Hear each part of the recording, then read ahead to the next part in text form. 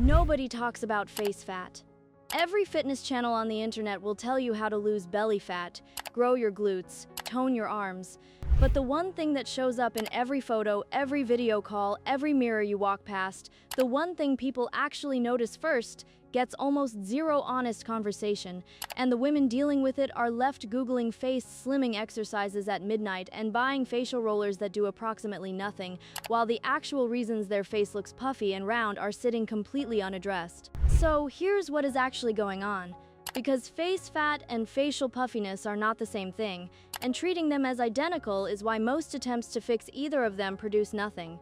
Facial puffiness is almost entirely driven by fluid retention, inflammation, and lifestyle factors that have nothing to do with how much you weigh or how clean your diet is. You can be a perfectly healthy weight and wake up every single morning with a face that looks swollen, tired, and significantly rounder than it did the night before. The face is one of the first places fluid retention shows up visibly because the skin on your face is thinner and more delicate than skin elsewhere on your body, which means even moderate fluid accumulation becomes immediately visible in a way that the same amount of fluid retention in your legs or stomach would not be.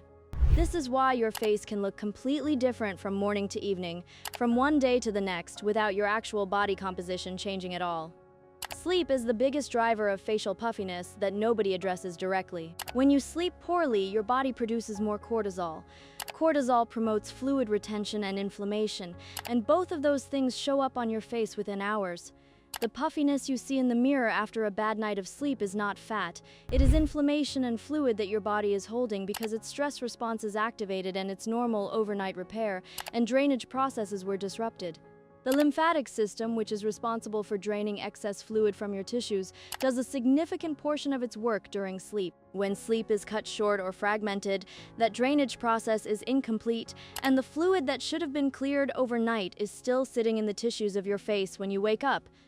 This is why the fix for morning puffiness starts the night before and why no amount of jade rolling or cold water splashing in the morning fully compensates for 4 hours of broken sleep. Sodium is the second factor and it operates faster than most people expect. Your body retains water to maintain a specific ratio of sodium to fluid in your tissues, which means when sodium intake goes up, water retention goes up with it almost immediately. A high sodium meal in the evening will produce visible facial puffiness by the following morning in most people, and for women who are already prone to fluid retention due to hormonal factors, the effect is even more pronounced. This does not mean sodium is dangerous or needs to be eliminated.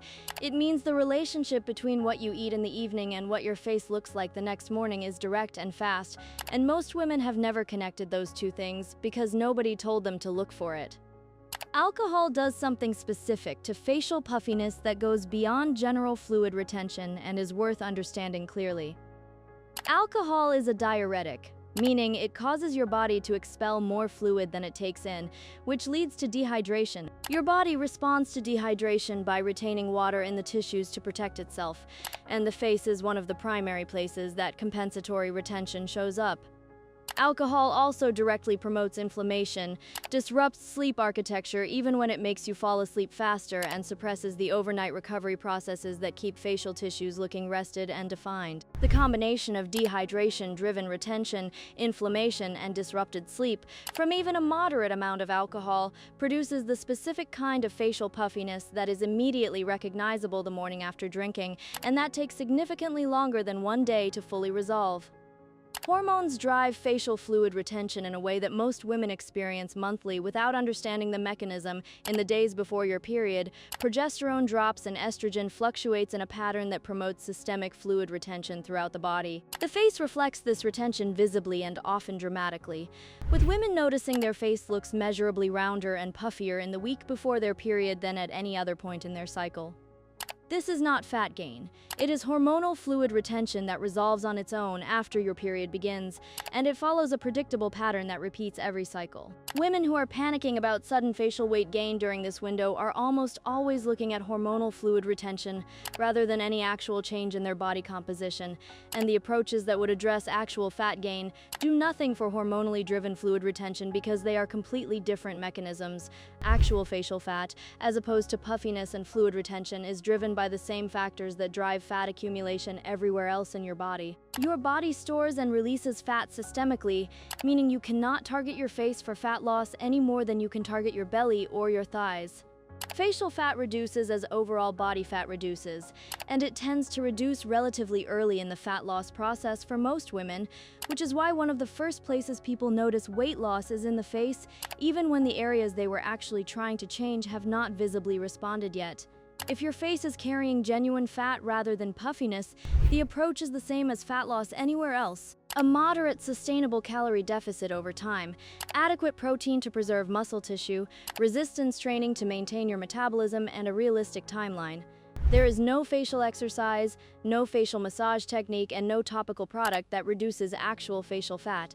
That category of product exists entirely because the people selling it understand that facial appearance is emotionally significant and that desperation in this area runs high enough to override skepticism. Hydration has a counterintuitive relationship with facial puffiness that is worth explaining because it causes a lot of confusion. When you are chronically underhydrated, your body retains fluid as a protective response, which means not drinking enough water can actually cause the facial puffiness you're trying to reduce.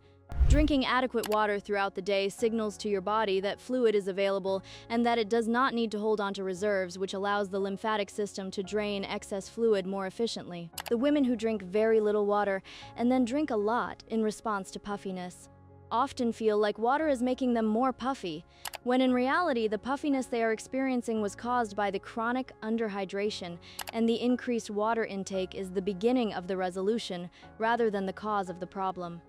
Chewing patterns and jaw tension contribute to facial appearance in ways that are subtle but real. Chronic jaw clenching, which is extremely common in women who carry stress physically, creates tension and mild inflammation in the jaw and lower face that contributes to a heavier, puffier appearance in that area.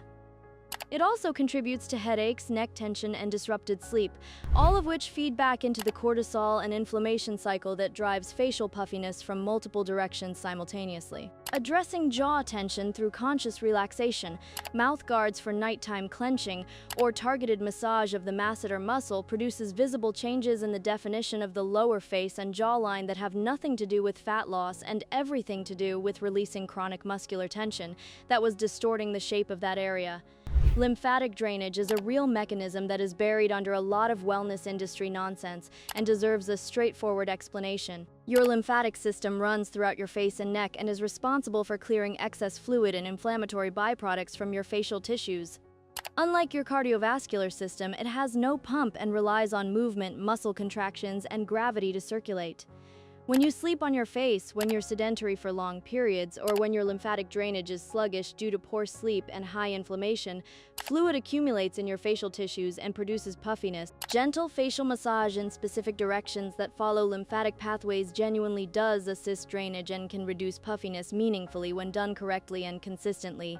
It does not burn fat, it does not change your bone structure, and it does not produce the dramatic results that the facial massage industry advertises, but as a tool for managing fluid retention specifically, it has a real mechanism behind it, unlike most of what gets sold for facial fat reduction. The honest summary of facial fat and puffiness is that most of what women are experiencing as face fat is actually fluid retention driven by poor sleep, high sodium, alcohol, hormonal fluctuations, and chronic inflammation, all of which are addressable through lifestyle rather than any targeted facial intervention. Actual facial fat reduces with overall fat loss on whatever timeline your body follows for fat loss generally, with the face often being one of the earlier areas to respond. And the products, exercises, and treatments marketed specifically for facial slimming are almost uniformly addressing neither of these things in any meaningful way. Fix your sleep, manage your sodium, stay hydrated, address your overall body composition if that is the actual issue, and your face will reflect those changes faster than almost any other part of your body because it has nowhere to hide them.